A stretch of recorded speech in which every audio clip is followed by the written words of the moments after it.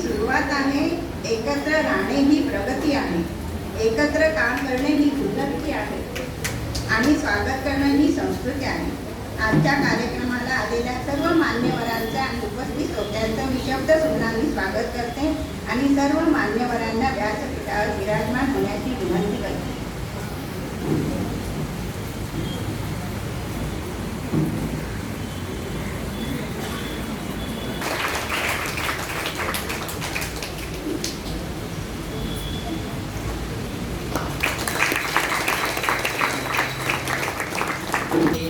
आज आगमन हे अतिथीचे, आज आगमन सुंदर समयाला, मंगल समयाला, चला हो चला स्वागताला, चला हो चला स्वागताला.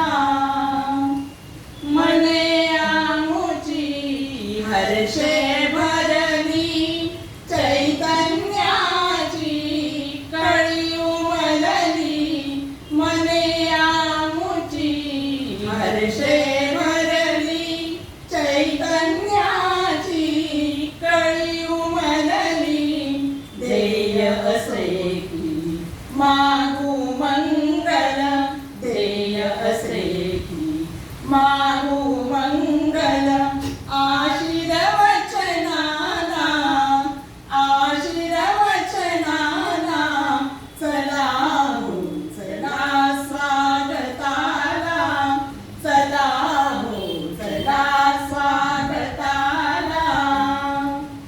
सकल मनीषा हे अमुचे घर, सन्मानावर पुढचे पाऊल. सकल मनीषा हे अमुचे घर, सन्मानावर पुढचे पाऊल. उल्हासाचा पूर अनावर, उल्हासाचा पूर अनावर झाला हृदयाला, झाला हृदयाला.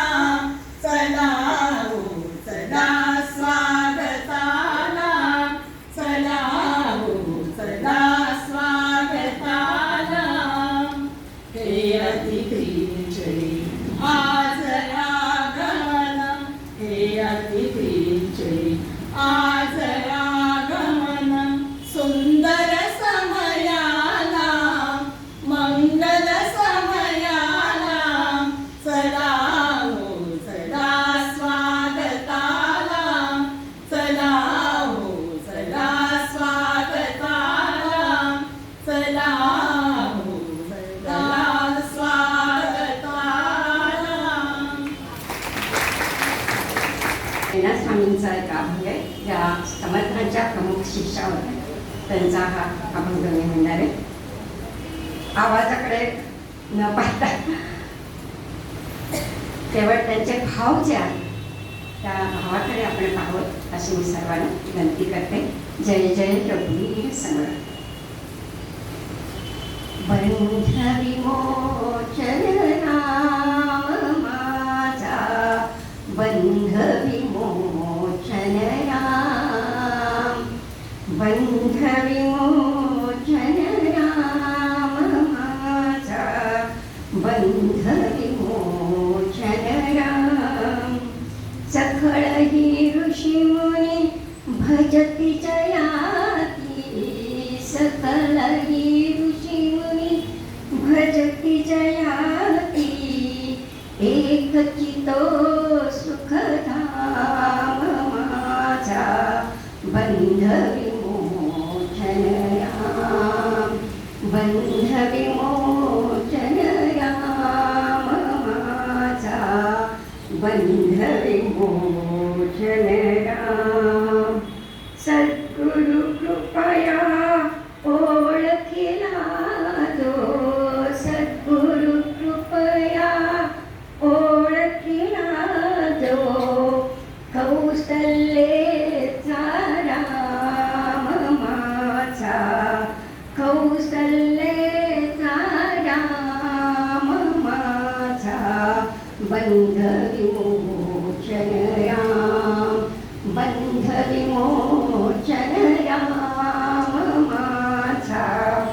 बंध विमोचन राम भाव भक्तीच्या सुलभ साधनी पुरवी सकळ हि काम माझा बंध विमोचन राम बंध विमोचन राम माझा बंध विमोचन राम शरण हि वेणा आत्मा रामा शरण हि वेणा शरण हि वेणा शरण हि वेणा आत्मा रामा पावली पूर्ण विराम माझा बंध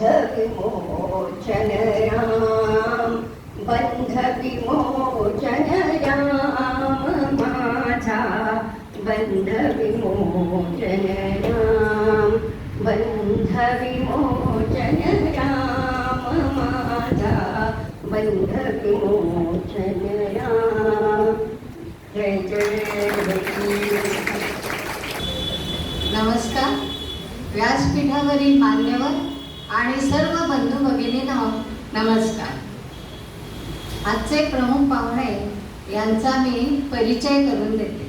त्यांचे संपूर्ण नाव दिलीप नरहर महाजन. त्यांचे मूळ गाव मराठवाड्यातील उस्मानाबाद जिल्ह्यात धाराशिव हे त्यांचे मूळ गाव आहे, पण हल्ली वास्तव्य हे डोंबिवलीतच आहे. त्यांचे शिक्षण BSc diploma in business management. त्यांच्या आई वडिलांचे सद्गुरू परमपूज्य अनंतदास रामदासी हे आहेत. त्यामुळे त्यांच्या जन्मापासूनच समर्थ संप्रदायाशी संबंध आला. रामदास स्वामी संस्थान, समर्थ सेवा मंडळ सज्जनगड संस्थांशी, राष्ट्रीय स्वयंसेवक संघाशी पण त्यांचे निकटचे संबंध आले. दिल्ली येथे माननीय नानाजी देशमुख यांच्या दीनदयाळ शोध संस्थांचे काम त्यांनी पाहिले आहे. कन्याकुमारीचे विवेकानंद केंद्र सपत्नीक 6 वर्ष त्यांनी दोघांनी काम पाहिलं आहे. अरुणाचल प्रदेश, कलकत्ता, कन्याकुमारी, मुंबई, दिल्ली येथे केंद्राच्या कामानिमित्त त्यांचे वास्तव्य होते. 1983 ते 86 पर्यंत साप्ताहिक विवेकचे संस्थापक म्हणून त्यांनी काम पाहिलं आहे. 1987 ला मोरया प्रकाशनची स्थापना झाली. अग्रगण्य प्रकाशन संस्थांमध्ये मोरया प्रकाशनची गणना होते. गेल्या 33 वर्षात त्यांनी 400हून अधिक पुस्तके प्रकाशित झाली आहेत. मंतरलेले दिवस हे पुस्तक विवेकानंद केंद्रातून नुकतेच प्रकाशित झाले आहे.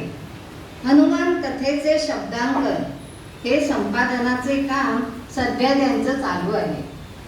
त्यांचे प्रवचन आणि व्याख्यानाचे विषय हे पुढील प्रमाणे ठरते. हनुमान कथा ही 3 ते 5 दिवसाची असते. हनुमान व व्यवस्थापन शास्त्र, हनुमान आणि व्यक्तिमत्व विकास, रामकथा, योद्धा संन्यासी, आद्य शंकराचार्य, समर्थ रामदास, स्वामी विवेकानंद ही पण 3 दिवसाची व्याख्यान मला चालते. विश्ववरेण्य स्वामी विवेकानंद चरित्र व कार्य ही पण 3 दिवसाची व्याख्यान मला चालते. भगवान परशुराम, रामकथा, समर्थ कथा, समर्थ संप्रदायातील कर्तृत्ववान महिला मठपती हाच आपला आजचा व्याख्यानाचा विषय आहे. तर असे हे अष्टपैलू व्यक्तिमत्व असलेले व्याख्याते आज आपल्याला लाभले आहेत. त्यांचे विचार आपण ऐकूया. धन्यवाद. पुढील सूत्रे मी वंदनाकडून वंदनाकडे देते. धन्यवाद वंदनाताई. आता मी आपले पाहुणे श्री दिलीप महाजन सरांना विनंती करते की त्यांनी आपले विचार मांडावे.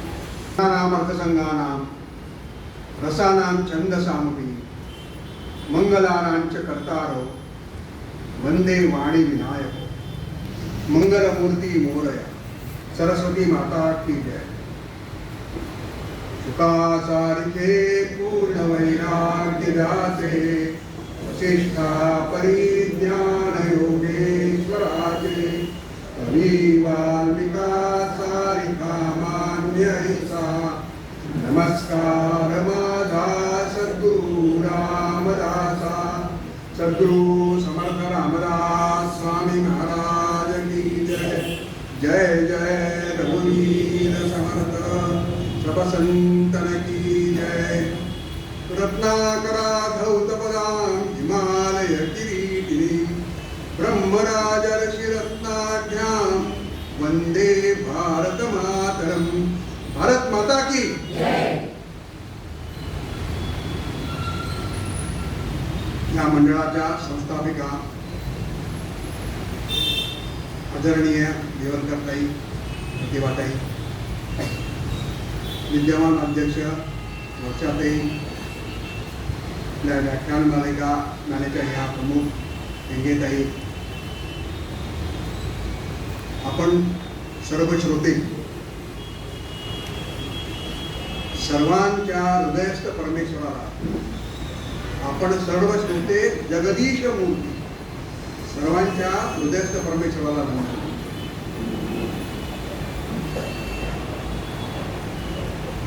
आता मी ऐकलं की गेली 28 वर्ष ही व्याख्यानमाला झाली. अनेक व्याख्यानमाला काळाच्या ओघामध्ये खूप गाजलेल्या व्याख्यानमाला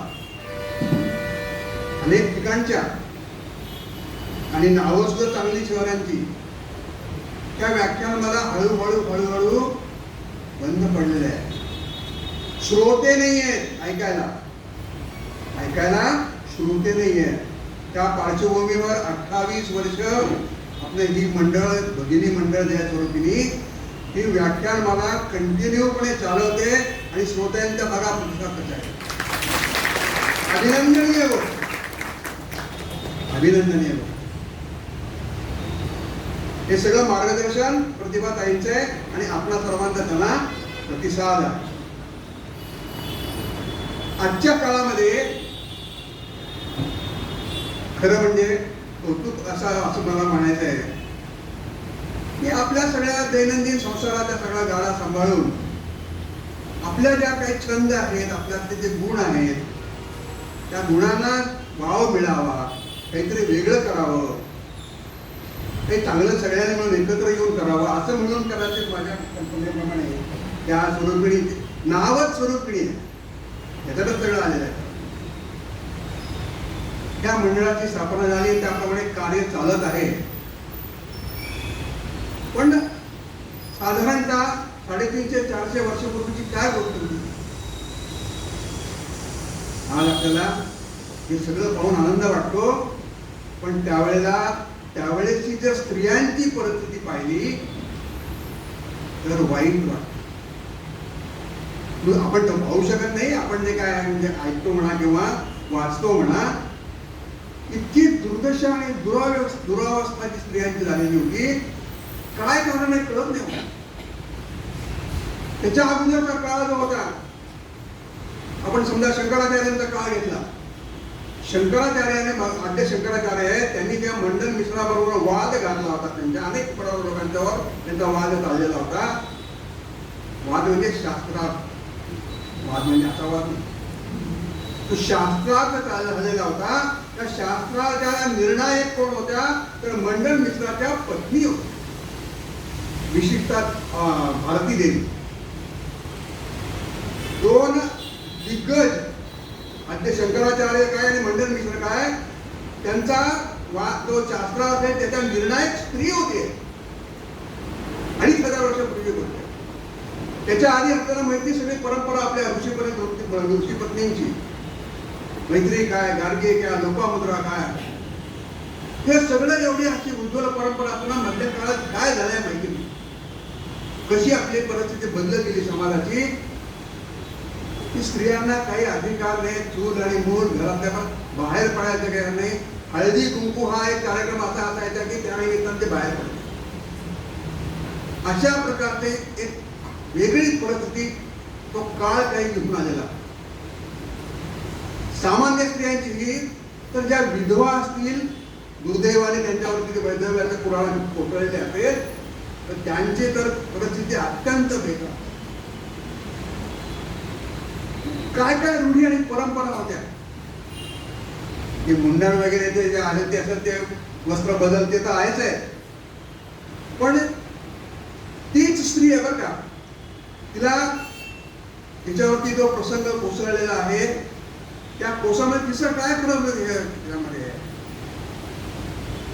घडली घटना, पण देवपूजेची तयारी केली ती आहे नाही ती सुद्धा मर्यादित झाली. तुला आणू शकते बाहेरून, बाकी आतमध्ये प्रवेश नाही.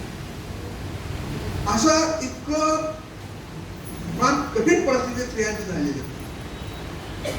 पण कामं सगळी बाकी करून गेलेली जागा.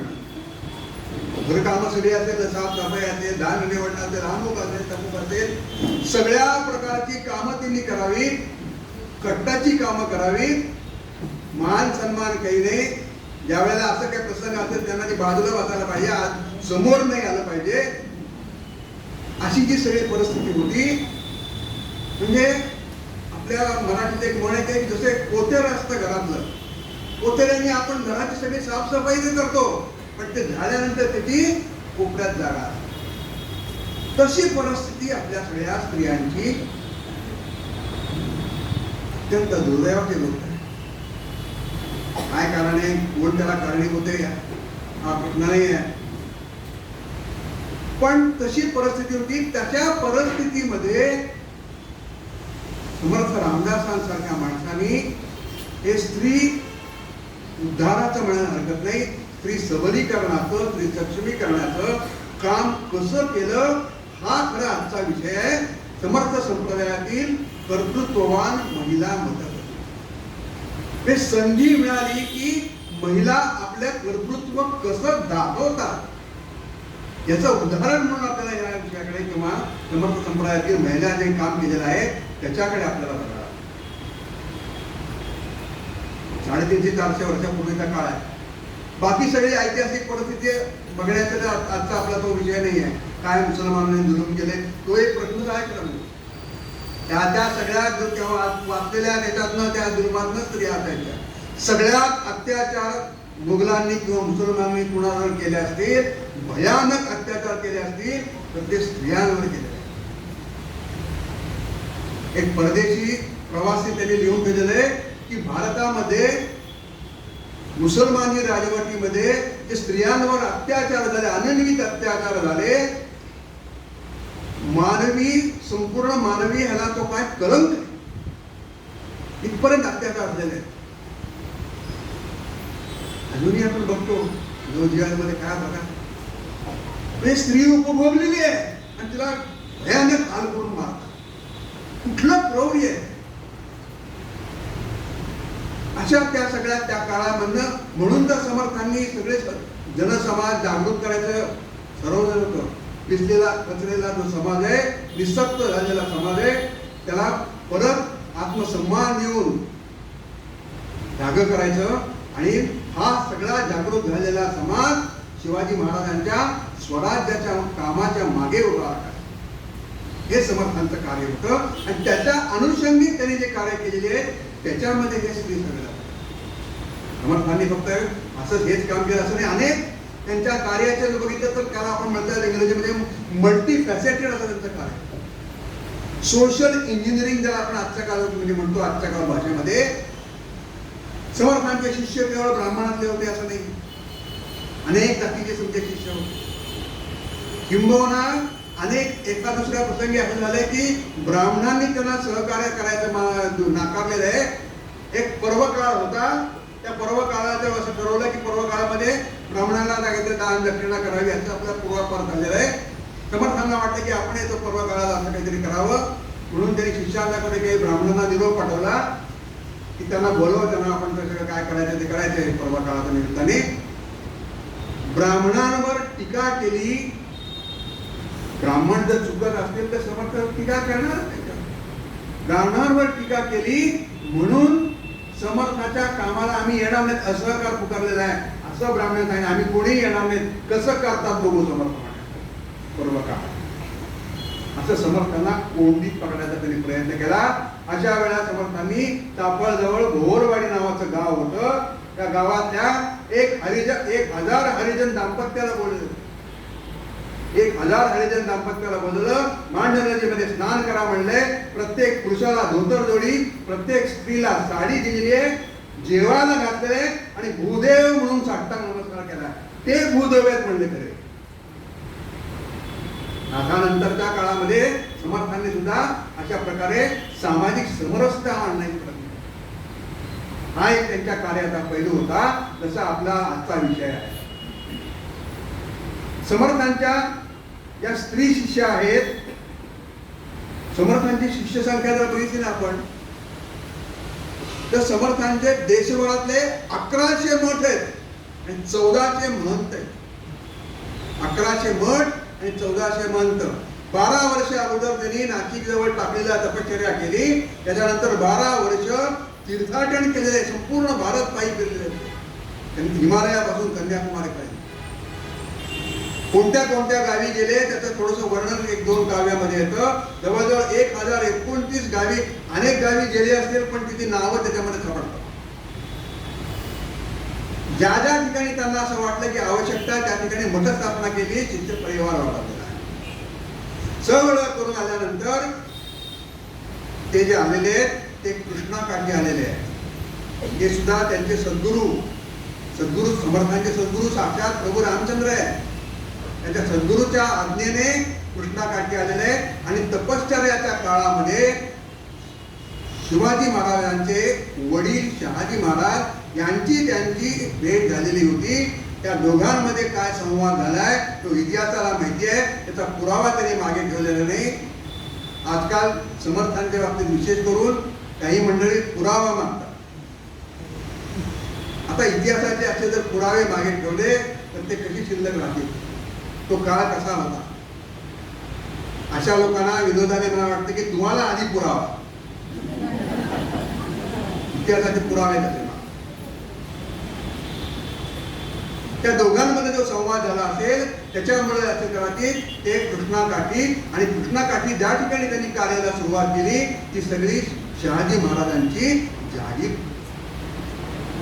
काहीतरी प्लॅनिंग आहे त्याच्यामध्ये. समर्थांचं प्रत्येक गोष्टीमध्ये प्लॅनिंग आहे. व्यवस्थापनाचे आद्य गुरु म्हणलं जातं.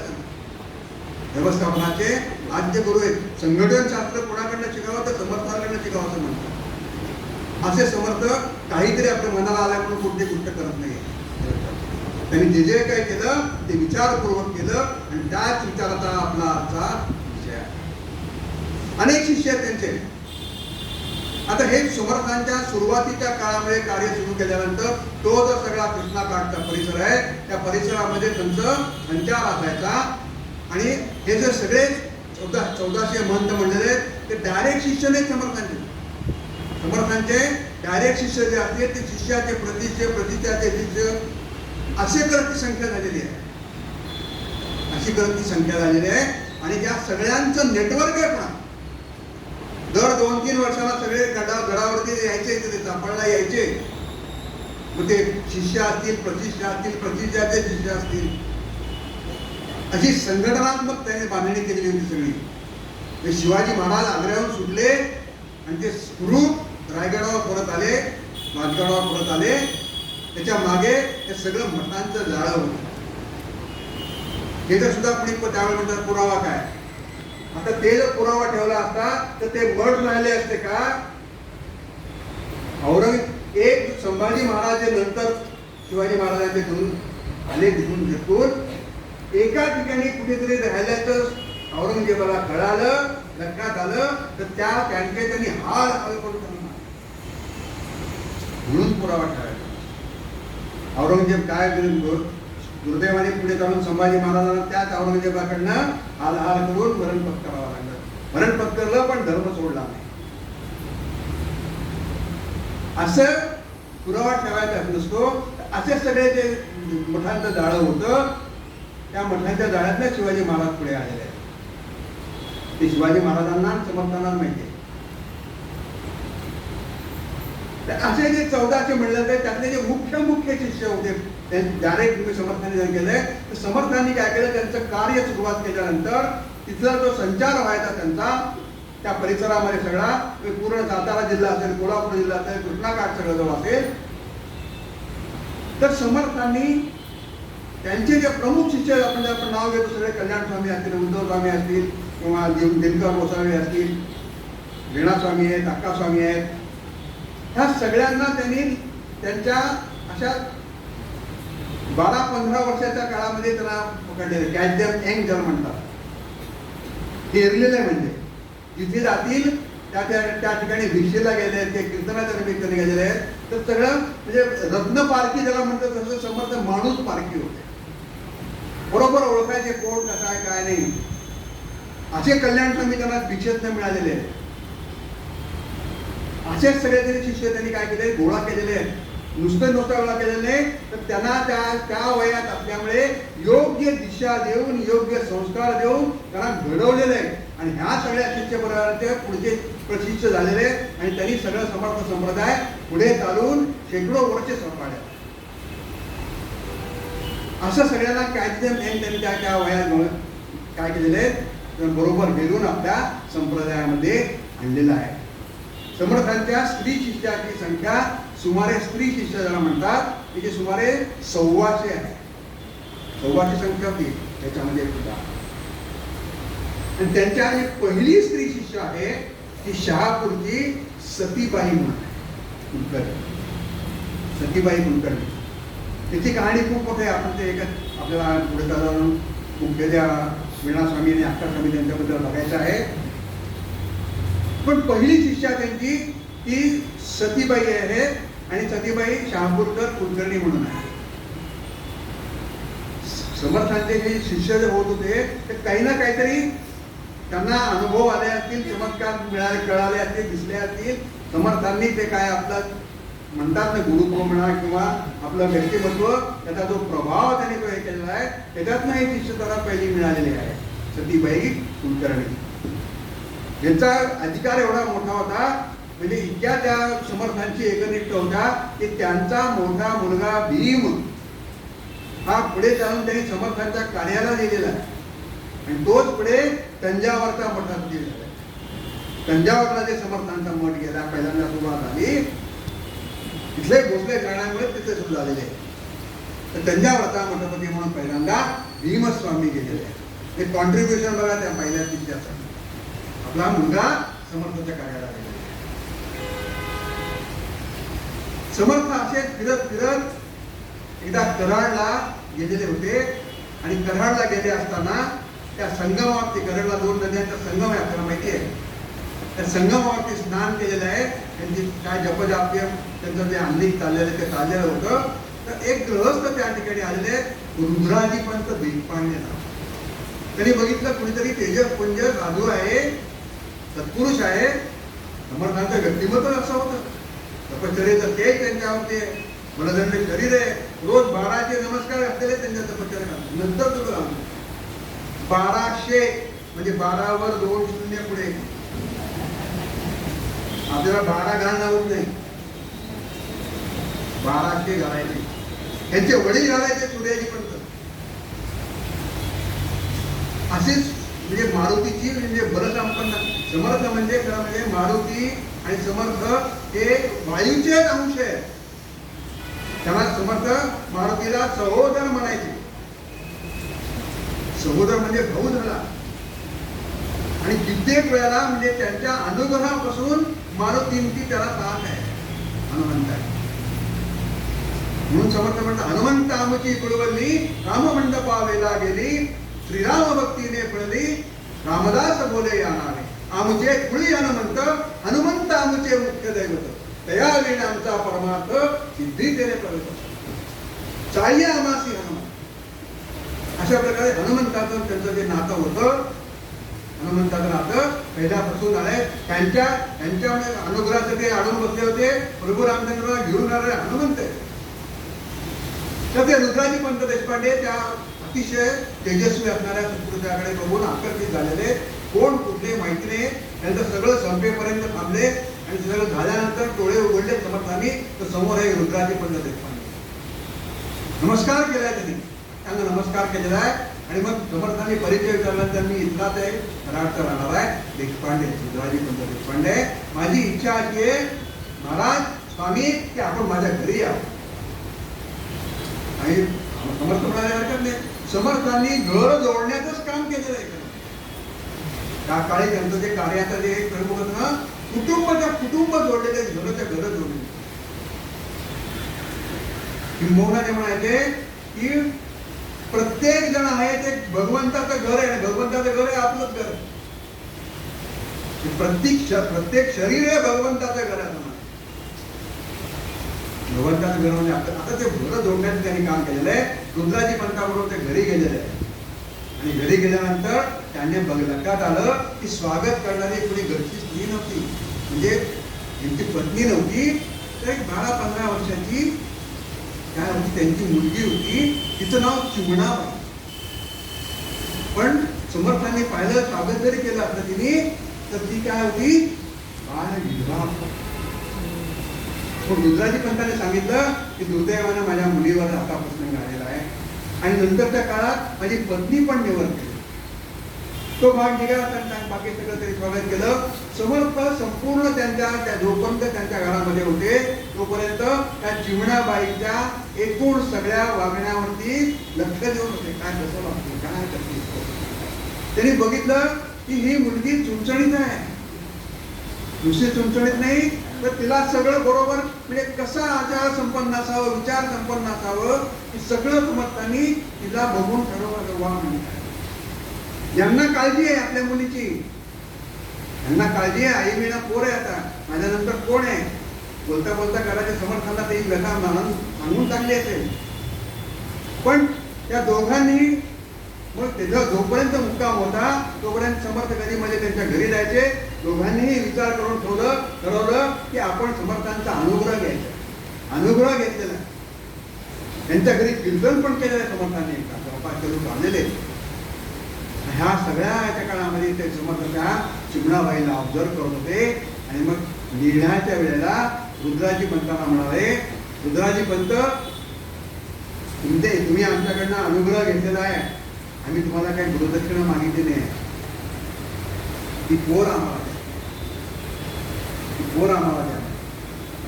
रुद्राजी पंतांना एका बाजूनी आनंद झालाय की समर्थांच्या सारख्या महापुरुषांनी आपल्या मुलीला स्वीकारलेलं आहे,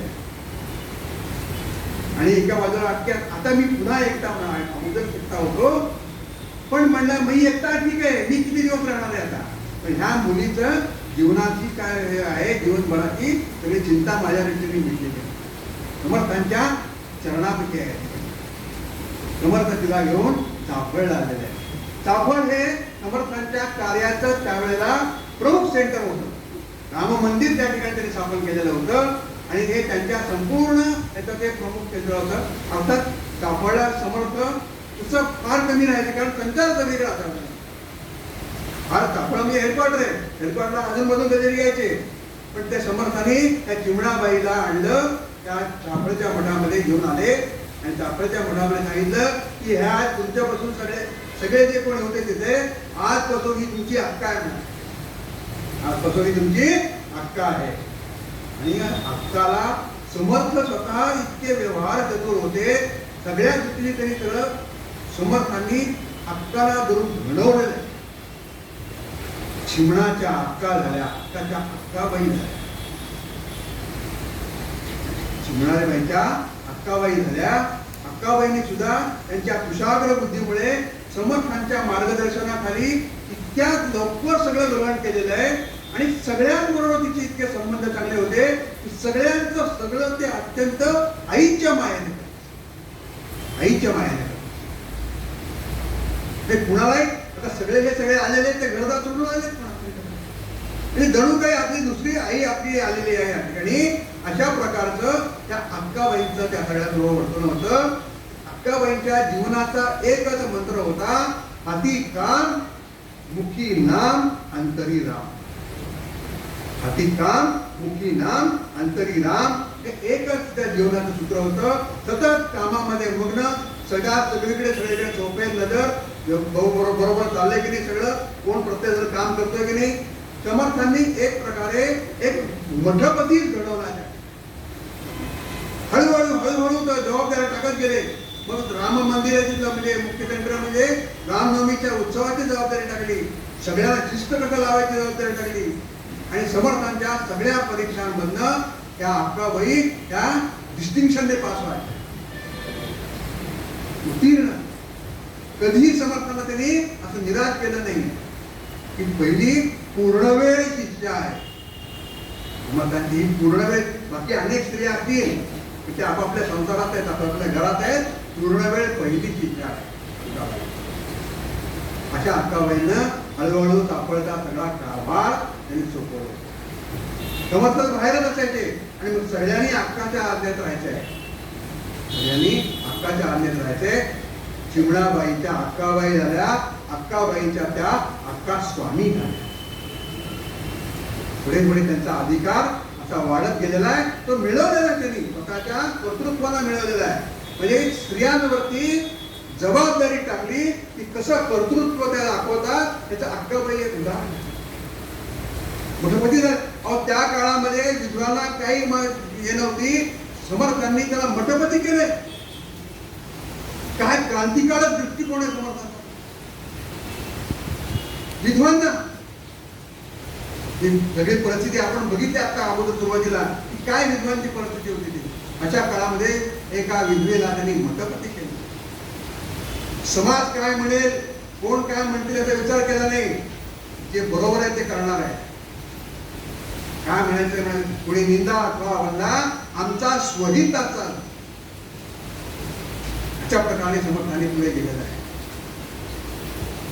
असं तिथलं कापडचं काम हळूहळू अक्काबाईंच्या वरती सोपवलेलं आहे. अक्काबाई कापडच्या मठपती झालेल्या आहे. ह्याच अक्काबाई ते समर्थांच्या हयात आणि समर्थांच्या नंतर समर्थ पुढे पुढे शिवाजी महाराजांच्या विनंतीवरून सज्जनगडावर राहायला गेले. अक्काबाई सुद्धा पुढे तिथे गेलेल्या आहे. अक्काबाईंनी समर्थांच्या नंतर गडाचा कारभार 32 वर्ष सांभाळला. 32 वर्ष समर्थांच्या नंतर समर्थपणे सांभाळला. काय घडवलं असेल बघा.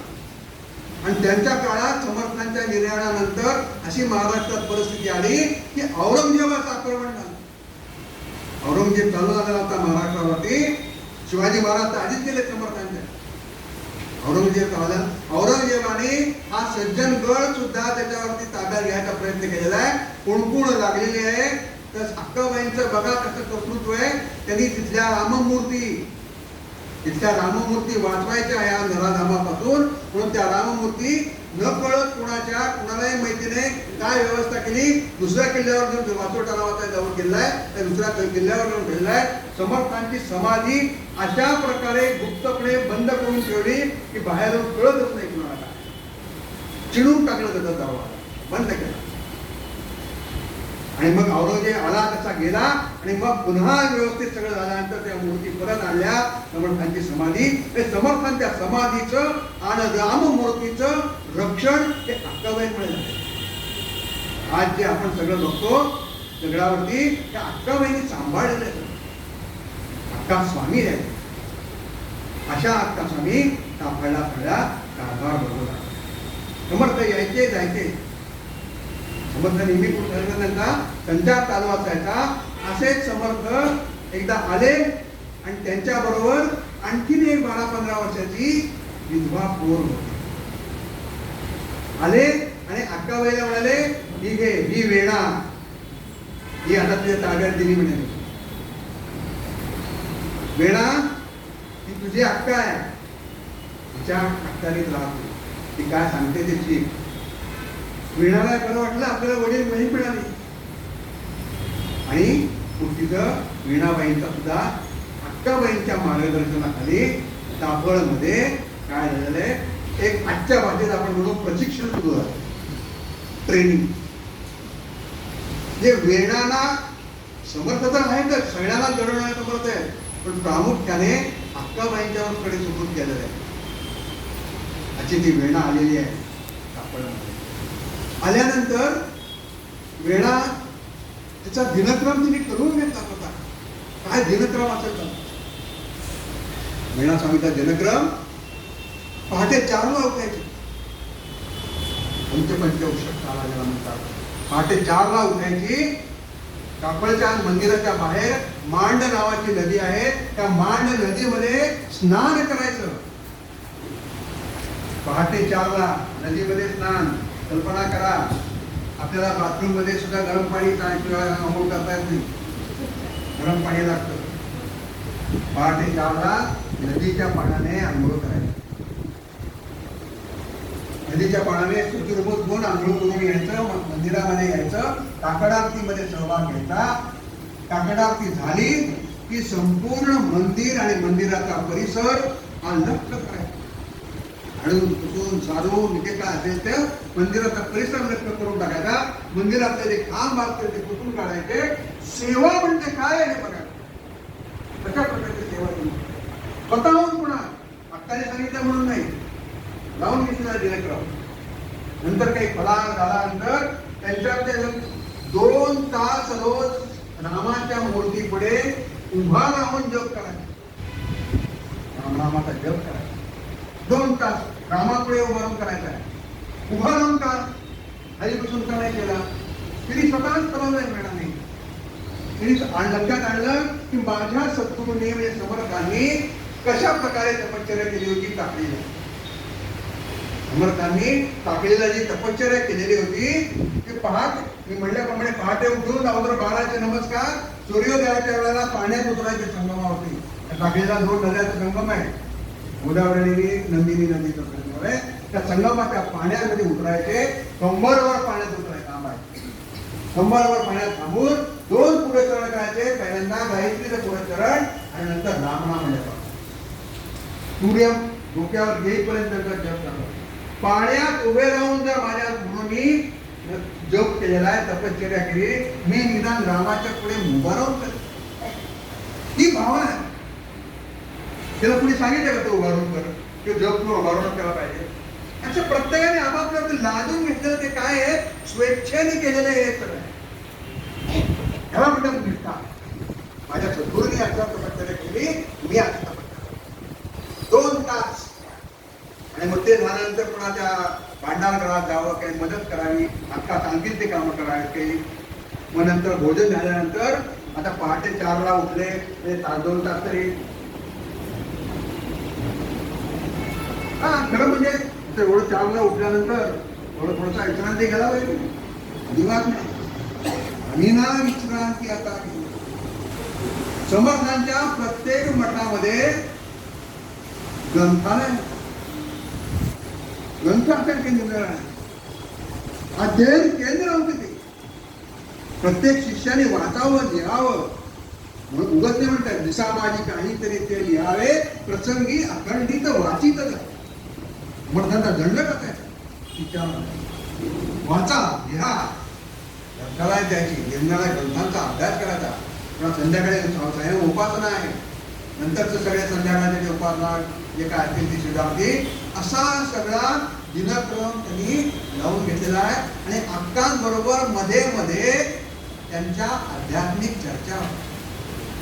अक्का त्याला घडवत, अक्का समर्थांकडे घडलेले. अक्का त्याला समर्थ आले म्हणजे समर्थ आहेतच, मग समर्थ दोघींना घेऊन बसायचे, मग चालायचं त्यांच्या चर्चा सगळ्या. त्यांना ज्या मध्यंतरीच्या काळामध्ये ज्या अक्का त्यांच्या सोडून सगळ्या असतील शंका, त्या समर्थ सोडवायचे. त्यांना काही शंका असतील ते समर्थ सोडवायचे. जेव्हा जेव्हा समर्थ उपलब्ध असायचे तेव्हा तेव्हा ते अशा प्रकारे सगळ्या शिष्यांना घेऊन आध्यात्मिक मार्ग. अशा प्रकारचा दिनक्रम वीणा स्वामींनी लावून घेतलेला. आणि हळूहळू वीणा ही अक्काच्या निगराणीकडे, मार्गदर्शनाकडे तयार होणार. अशी काही 1-2 वर्ष गेली असतील. आता म्हणले याच्यावर जबाबदारी टाकायला पाहिजे. मग समर्थाने सांगितलं की बाकी सगळे जे तुम्ही आहेत ते रामनवमीचा उत्सव हा तापायचा, हा महत्वाचा, सगळ्यात महत्वाचा. रामाचं मंदिर आहे म्हणजे रामनवमी उत्सव महत्वाचा. रामनवमीचा उत्सव खूप मोठ्या प्रमाणावर व्हायचा. मग रामनामाच्या उत्सवाची तयारी आधी 15-20 दिवस चालायची महिनाभर. मग ती सगळी तयारी म्हणजे काय, सगळं धान्य गोळा करायचं, भिक्षा अमुक तमुक. मग ह्यांना सांगितलं की तुम्ही बाकी सगळे शिष्य आसपासच्या परिसरात जाऊन भिक्षा गोळा करा आणि सगळी रामनवमीच्या उत्सवाची तयारी आहे ती वेळाकडे सोपवा. जसं अक्कावर सोपवलं तसं समर्थाने हिच्यावरती पण सोपवलं. तयार झाली पाहिजे असा उद्देश होता त्या मागे. आणि त्याप्रमाणे समर्थांच्या आज्ञेप्रमाणे सगळे शिष्य ह्याच्यावरती मठ टोकून भिक्षेला गेलेले आहेत. पहिले 5-10 दिवस त्यांचं काय तयारी म्हणजे काय बारकाईन तयारी असायची. आज सुद्धा गडावरती बघितलं आत्मविका याच्यावर उत्सव, त्या उत्सवामध्ये 8-10 दिवस असतो तो नवरात्राचा काळ कामाचा. ते ताजे मसाले करा, ताजे सगळं हे सगळं करा, अशा सगळं इथपासून तयारी असते. कधीतरी करून नैवेद्य करणार नाही, ताजे मसाले जास्त हे मसाले प्रकारे तुम्हाला लवकर कळायला म्हणून सांगितलं. तुमचा विचार आहे असं सगळ्या बारकाईच्या तयारी असायच्या. तर त्या सगळ्या तयाऱ्या सुरू झालेल्या आहेत आणि 8 दिवसाचे गेले असतील. 8 दिवसानंतर ती वेणा प्रचंड तापाने फणफणून आजारी पडली, अंगात प्राण. अशाही परिस्थितीत त्या वेणा स्वामींची कमाल अशी की त्यांनी दिनक्रम चुकवायचा नाही असं ठरवलं. तशाही परिस्थितीत तापात नदीवर आंघोळ करायला, आंघोळ करायच्या, यायच्या, सगळं कामं करायचा प्रयत्न करायचा. जपाच्या वेळेला जेव्हा त्यांना वाटायचं की आपण उभा राहू शकणार नाही, त्यांनी काय शक्कल लढवली. एक आपलं साडीसारखं वस्त्र घेतलं, त्या वस्त्राने त्यांनी त्या मागे जो खांब बसायचा त्या खांबाला हाताला बांधून घेतलं आणि उभा राहायला पाहिजे. मी काय बांधून घेतलं आणि मग जप करायचा पुढे. असं करत काही दिवस जपले आणि त्यांना असं वाटायला की आता काय कसं होईल करेल. त्यांना कळली पडली की माझ्यावर पहिल्यांदा चोपवलेलं आहे सगळ्या समर्थांनी हक्कानी आणि मला नेमकं असं आजार पडलेलं आहे, काय करावं असं रामाकडे त्या बोलत होते. रामाकडे बघून काका विचार मला रामा, अरे माझ्यावरती पहिल्यांदा सोपवलंय आणि मला आजार पण आलेला आहे. एके दिवशी काय झालं, सकाळी दुसऱ्या दिवशी तिसऱ्या दिवशी असं चालू असताना एक सुणसुणीत तरुणी आली त्यांच्याकडे वीणास्वामीकडे आणि म्हणाली की आपण वेळा का. हो म्हणजे मी वेळा. तू कोण? मी पुणे नव्हत्या पण त्या अक्का स्वामी आहेत ना, त्यांनी मला तुमच्याकडे पाठवलंय. त्यांना कसं कळलं मला माहिती नाही. त्या म्हणजे त्या वेळी आजारी पडली आहे आणि सगळी तयारी करायची आहे, तिला मदत कर. पण तू कोण? मला काही ते नीट सांगितलं नाही म्हणजे तुला पाठवणार आहे वगैरे म्हणून. त्यावेळेला सारखे सगळे काही बोल नव्हते असे. खबर यायला सुद्धा वेळ लागायचा आणि माझ्यापर्यंत काही खबर आली नाही म्हणजे अजून काही. मुळात जर पाठवलं असतं तर नाही, पण मी सांगते ना तुम्हाला मला तरी पाठवलं म्हणे. तुझं नाव काय? तर माझं नाव रामाबाई. तुझं नाव रामाबाई. आता ते म्हणजे आली आहे तर बरं ठीक आहे. त्या रामाबाईंनी म्हणजे त्या तरुण मुलींनी सगळं हिचं सगळं सुसूत्रा करावी, तिचं दिनचर्या पार पाडायला मदत करावी आणि सगळ्या रामजन्माच्या रामनवमीच्या उत्सवाची तयारी पण करा. आता तो दिवस जवळ आला आहे की सगळे परत येणार आहेत, सगळे तयारी करायची आपल्याला. सगळं काही तिने त्या तिच्या स्वतःच्या विपुल सणा जो कामाला झपाटा होता त्या रामाबाईचा, तर रामाबाईने हिला धक्क करून ठेवलं विनवलं आणि पाय तुझे म्हणजे एकूण पिढे म्हणजे कामात मला एवढं आजार पण आता सगळं तू केलेलंच. आणि मग ते अक्का स्वामी आणि सगळे शिष्य भिक्षेवर परत यायचे. एक 2-3 दिवस रामनवमीच्या आधी त्या उत्सवाच्या आधी येत असतील. तर त्यावेळेला सगळं रेडी. ही जी काळजी पडली होती वीणा स्वामींना, ती सगळी काळजी दूर झालेली आहे. हळूहळू त्यांच्या प्रकृतीमध्ये सुधारणा होत आलेली आहे. आणि मग तो सगळे याचा दिवस घेऊन ठेवला. लांबून त्यांच्या जे भिक्षेला गेलेले असते ते आता टाळा वाजवत येतील, रामनाम करत येतील, भजन करत येतील. त्यांचा आवाज येऊ लागला. अरे ते आले बरं का, सगळे जवळ आले असतील. आता गेला म्हणाले की ते सगळे जमून भागून चालून आलेले आहेत, त्यांच्यासाठी काहीतरी फराळाची व्यवस्था करूया आपण. तू करते का? तू भाऊ मी करते म्हणजे सगळे रामा. आणि ती म्हणाली ते सगळ्यांचं स्वागत करते. ते सगळ्या स्वागताला वेणाबाई दिलेली आहे, सगळ्यांचं स्वागत केलेलं आहे. आणि मग स्वागत केल्यानंतर अक्काबाईला म्हणाले, अक्काबाई तुम्ही ती रामाबाई पाठवली म्हणून माझं सगळं झालं. तुम्ही पाठवलं नसतं तर कठीण होतं. मी आजारी पडले, हे आजारी पडले, असं झालं तसं झालं. ते म्हणे मी कोणता रामाबाई नाही पाठवलं. मी किती पुढे अहो तुम्हीच नाही पाठवलं, ती सांगत होती मला. कोण रामाबाई? रामाबाई कोण मला माहित नाही, मी कुणाला पाठवलं नाही. आता सगळ्यांना आश्चर्य वाटलं. वेळाबाई आठवली, आली कोण मग कुठून?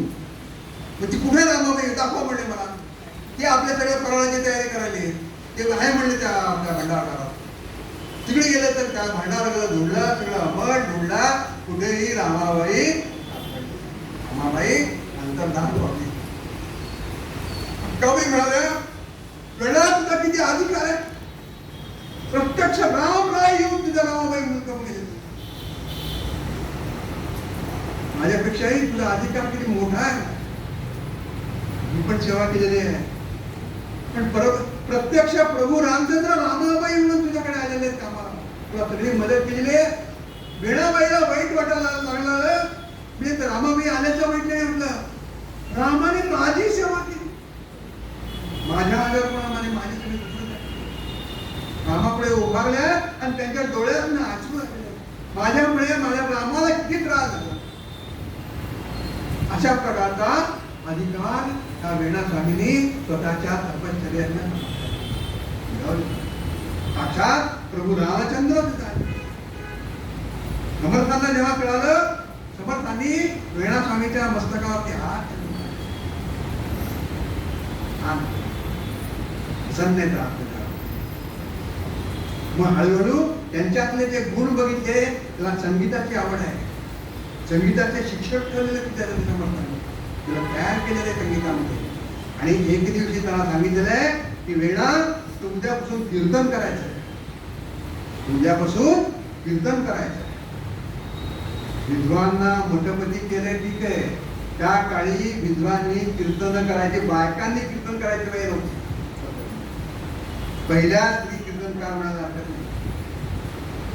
कीर्तन करायचं, कीर्तनकार म्हणून त्यांना घडवलेलं आहे. आणि त्यांचे कीर्तन पहिल्यांदा लोकांनी सुद्धा समर्थन नाव पहा तुम्ही असं लोकांच्या म्हणजे जनरहाटीच्या विरुद्ध चाललेलं आहे. असं समर्थ म्हणाले नाही काय ठीक, मला काय म्हणायचं निंदा काय आज उत्तम कीर्तनकार तयार झाले. आणि त्यांची कीर्तन ऐकायला लांब लांब लोक यायचे, लांब लांबपर्यंत कीर्तन करायला पुण्याच्या जाऊ लागलेले आहे.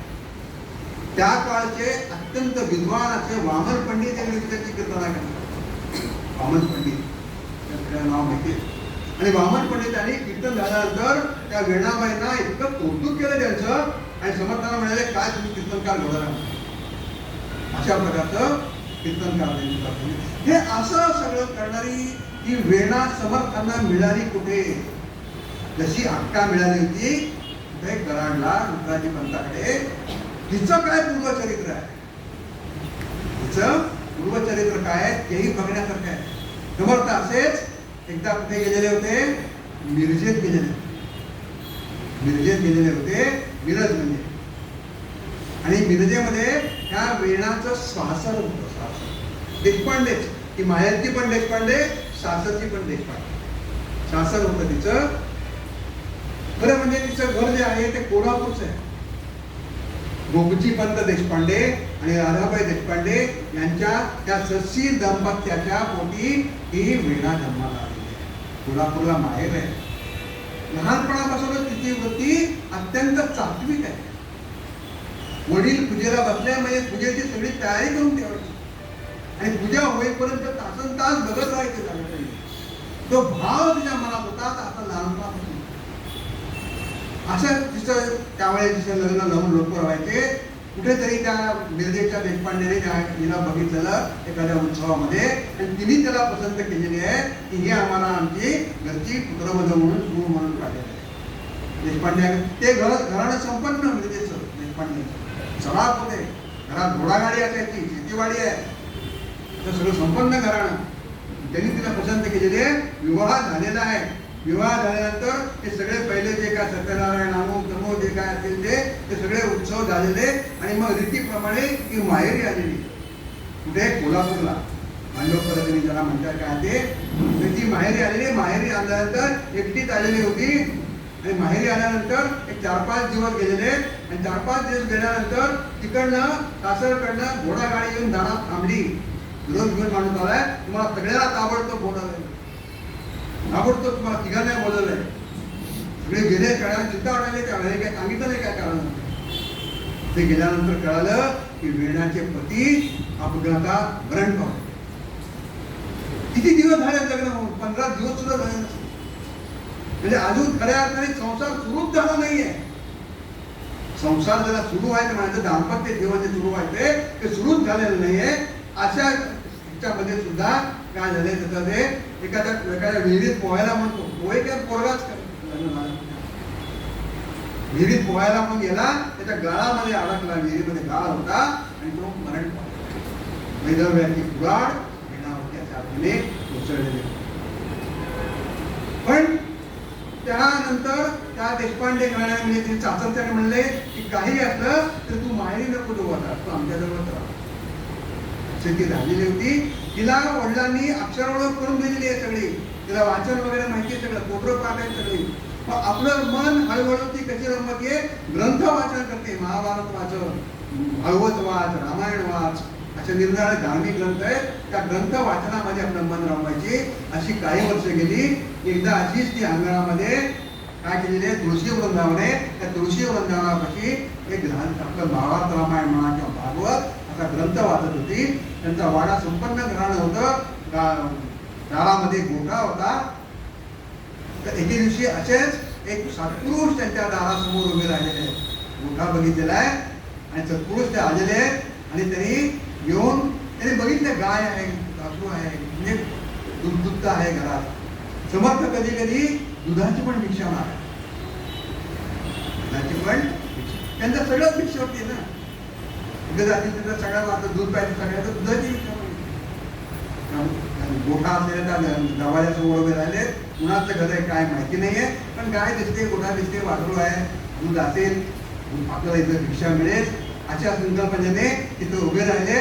आणि त्याने एक सुंदर श्लोक म्हणला, गोठा मंदिर सुरेख गमला, गोदेवता त्या परी, वत्साचा चित्त धेनु माय जननी, संतोषने अंतरी, आले तेथ परीक्षण्या धडकरी, भिक्षा निसे अंतर, रम्य श्लोक मदोनी मागती तदा, गोदुग्ध तुंबावर.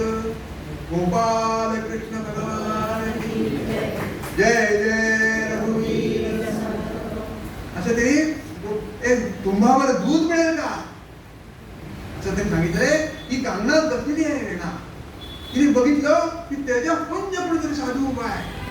तिने काही म्हणायच्यात, काही सांगायच्यात, दर्शन नुसतं बघितलंय. आतून सासूबाई म्हणतात, सांगितलं ओरडून वेळेला, त्याला सांग की आज आमच्याकडे दूध नाही, आम्ही दूध मारुतीला ठेवलेलं आहे, मारुतीच्या देवळात घेऊन द्यायचं आम्हाला, दूध नाहीये पुढच्या गाडीला. असा निरोप तिने सांगायच्या आधी समर्थांच्या कानावर गेलेला आहे. समर्थ म्हणाले बर ठीक आहे म्हणाले, आणि ते आले तसे पुढच्या गाडीला ते गेले. आणि ही वेणा म्हणती, अहो सासूबाई तुम्ही काय केलं म्हणे, दूध मारुतीला ठेवलंय. अहो मारुती आला होता, स्वतः मारुती आला होता दूध मागायला, तुम्ही त्याला पुढच्या दारात पाठवलं. अरे मला काय माहित म्हणे, तू सांगायचं नाही का मला. ते जे दर्शन तिला झालंय असं वाटलं की मारुती उभे. हे पहिलं दर्शन. आता पुन्हा जर ते कधी आले तर मला सांग, आपण त्यांना नक्की दूध देऊ, भिक्षा मागू. आता पुन्हा ते कधी येतील, कुठून आले, काय काही माहिती नाही. पुन्हा येतील ह्या आशयावरती आहे. असे काही दिवस गेले आणि मग परत एकदा समर्थ त्यांच्या दारात आलेले. दुधा तुंबावर दूध मिळेल काय, एक श्लोक म्हणला, अहिल्या चिडा राघवे. ते समर्थांना पाहिलं आणि धावत धावत सांगितले, जाऊ नका, थांबा, आम्हाला द्यायचे तुम्हाला. मागच्या वेळेस अनुभव दाखविले नाही तर ते म्हणले थांबा म्हणाले. सासूबाई थांबा, त्याला थांबव. ते सासूबाई थांबा थांबा म्हणाले. समर्थ त्या तिथे जी बसली होती त्या वृंदावनापाशी तिथं आलेले. बाळ काय करतेस तू, काय वाचन चाललंय तुझं. वाचन चाललं म्हणजे मी हा भावार्थ रामायण आहे, भागवत आहे, हे सगळं मी वाचते म्हणे. तुझे वाचतेस तुला कळतं का काय आहे ते, कळलं नव्हतं का म्हणे. आपल्याला मोठं असं नाही, पण मी कुणाला विचारू? मला विचारावं असं पुढे नाहीये म्हणे. मला पडलेले प्रश्न आहे. काय तुला प्रश्न पडले? समर्थांचा त्याला संवाद चाललेला आहे. तिने 25 प्रश्न सांगितले तेवढ्या वेळामध्ये. ब्रह्म म्हणजे काय, आत्मा म्हणजे काय, अनात्मा म्हणजे काय, 25 प्रश्नांची यादीच त्यांनी लिहिली आहे समोर. ते प्रश्न ऐकले आणि समर्थांना आनंद वाटला. काय तयारी होणे मुलीची. असे प्रश्न पडणारी मुलगी कमी आहे. कोणती व्यक्ती आजकालच्या काळात आध्यात्मिक दृष्ट्या प्रश्न पडायला पाहिजे. ते प्रश्न एकदा सगळे त्यामुळे एवढे प्रश्न द्यायला असता आपल्याकडे वेळ नाही आहे. पण मी एकदम तुला प्रश्न सांग. तुझ्या सासूबाई येईपर्यंत जेवढं बोलते एवढं बोलू आपण. सासूबाई लगबगी नाही आला ते 1-2 प्रश्नाचे सगळे उत्तर देतात. त्यामुळे दूध दिलेलं आहे, सगळी दीक्षा घातलेली आहे. मागच्या वेळेला आम्हाला असं माहित नव्हतं, क्षमा मागितली आहे, नमस्कार आहे त्याला. आणि मग समर्थ त्या वेणाला सांगितलेलं आहे, ते नाव विचारलंय वेणा तुझं, की तुझे प्रश्न आपण यथावता कधीतरी नक्की तुला मी सगळं मागत. ते कधी तिला माहिती नाही, पण समर्थ आले तसे निघून गेले. आणि नंतर कितीतरी दिवस समर्थांची पुन्हा काही गाड भेट नाही, काही पत्ता नाही, काही येणं नाही, जाणं नाही. पण ही एकदा माहेरी आलेली आहे कोल्हापूरला. आणि कोल्हापूरला माहेरी आल्यानंतर आपल्या घरी राहिल्यानंतर रुद्राजी पंत आहे, त्याची आई आहे, ती आहे. आणि मग त्यावेळेला गावावरून जवडी कुठे जात होती की आजपासून समर्थांची कीर्तनं अंबाबाईच्या मंदिरात आहे. समर्थ रामदास स्वामींचं कोल्हापूरमध्ये आगमन झालेलं आहे आणि त्यांची कीर्तनं रोज रात्री होणार आहे. ते ऐकलं आणि तिला वाटलं की हेच आपले समर्थ असतात. वडिलांना सांगितलं, आईला सांगितलं. सगळेच्या सगळे 3 जण पहिल्या दिवशी रात्री त्या अंबाबाईच्या मंदिरामध्ये समर्थांची कीर्तनं त्या अंबाबाईच्या मंदिरात, महाराष्ट्राच्या मंदिरात प्रांगणामध्ये ही गर्दी असायची समर्थांच्या कीर्तनाला. आणि मग पहिल्या दिवशी हे 3 जण पोहोचलेले आहेत. समर्थाने दुरून बघितले, तिला ओळखलंय. ती कुठेतरी मागे बसायला चालले होते. तिला म्हणजे तू पुढे येऊन बैठ, पुढे येऊन बैठ. एवढ्या सगळ्या ह्याच्यामध्ये आपल्याला ओळखलंय, याचाच आनंद त्या वेणा स्वामीला. वेणा स्वामीला आनंद झाल्यानंतर ती पुढे आज्ञेप्रमाणे ते येऊन बसलेले आणि मग कीर्तन सुरू झाले. असे रोज मग ते कीर्तन झाले. 2 दिवस 4 दिवस आले. त्यांना समर्थांचं एकूण सगळं या तिघांनाही सगळं जे आकलन होत गेलं त्या व्यक्तिमत्वाचं, त्यांच्या कीर्तनातनं, त्यांच्या बोलण्यातनं, त्या तिघांनी ठरवलं की आपण अनुग्रह घ्यायचा. घरी बोलवलेले अनुग्रह घेतला तिघांनी. आणि मग आता तर काय शिष्या झालेले, अधिकृत शिष्या झालेले, तिघही पुन्हा दररोज कीर्तनात आले. आणि कीर्तनात आल्यानंतर गेल्यानंतर ते राहिलेले जे प्रश्न होते ते तिच्या मनात होते. कीर्तन झाल्यानंतर ती म्हणायची मला जरा त्याच्याशी या सगळ्या प्रश्नाबद्दल बोलायचंय. मग आईवडील म्हणते तू बोल, ठीक आहे, पुढे जातो, तू ये मागून. असं करता करता ती काय करायला लागली, समर्थांच्या बरोबर तिथे जे सगळे शिष्य असते ते वेणा स्वामी थांबावं, त्यांच्या सगळ्या आध्यात्मिक चर्चा सुरू झालेल्या. वेळ कसा जाता कळत नाही. असं करता करता एके दिवशी असं झालं की काय की वेळ होतच गेलेला आहे. हे सगळं आसपासचे टवाळखोर जे मंडळी असतात ना, ते त्यांना त्या ह्यांचा देशपांड्यांना, गोपीपंत देशपांड्यांना त्याला दूषण द्यायला लागली. मग काय म्हणले, तरणीसाठी मुलगी आहे आणि तिकडे तुम्ही त्या गोसाळ्यात ते सगळं सोडवून येता म्हणजे काय तुम्हाला काय आहे की नाही, कळतं की नाही? एवढ्या उशिरात्री रात्री एकटी येते काय करतात? एवढ्या कसल्या आधी तुम्ही चर्चा करता? ज्यांना टवाळी करायची, निंदा करायची, त्यांना काय कारण होतं?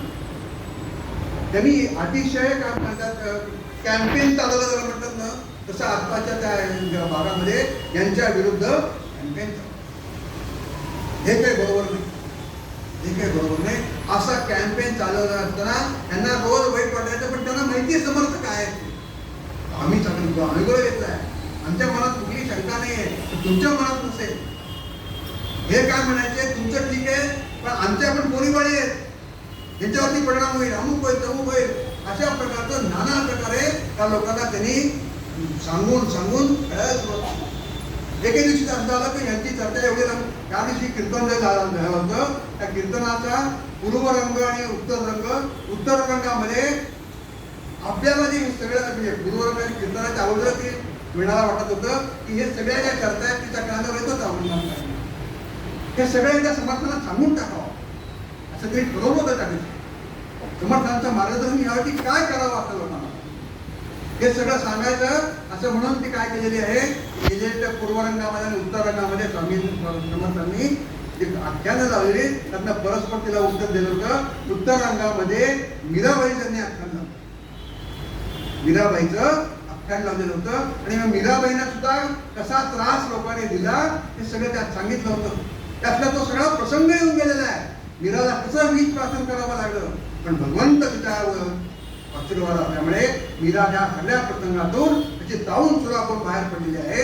हे सगळं त्यांनी वर्णन करून नंतर सगळ्या चर्चा झाल्या.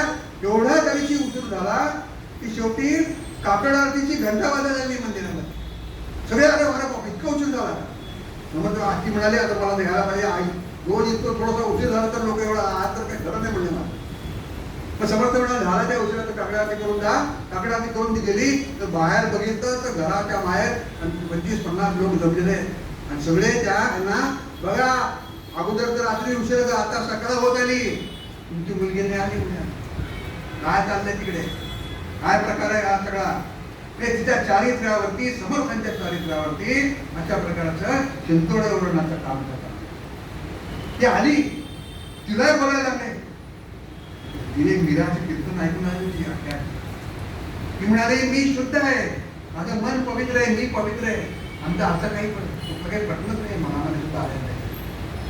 चारित्र्याने आम्ही शुद्ध, ते माझे गुरु आहे आणि मी एकटी आणि ते असं नाही, अनेक शिष्य त्यांचे बसलेले असतात. हे सगळं काही ऐकण्याचं मनस्थिती. मीरा तर सांगायला लागली ती, मीराला सुद्धा तुमच्या सरकार लोकांनी राहा दिला. मग तुम्ही मीराच्या गोष्टी काय सांगते म्हणाले सगळे. मीराने 20 प्यायला तुम्ही 20 पिशील का म्हणले. हो म्हणले पिल. काय झाली आणि हे लोक खरेच काय माणसं असतात बघा. तिने म्हणलं म्हणजे मी जाऊन आणलं पी म्हणले. नुसतं पी नाही, तिच्या वडिलाला सांगितलं की द्या म्हणल्या पाहिजे. वडिलांची अनिच्छा, आपल्या मुलीला कोण वीज दिलं, वीज मुलीला.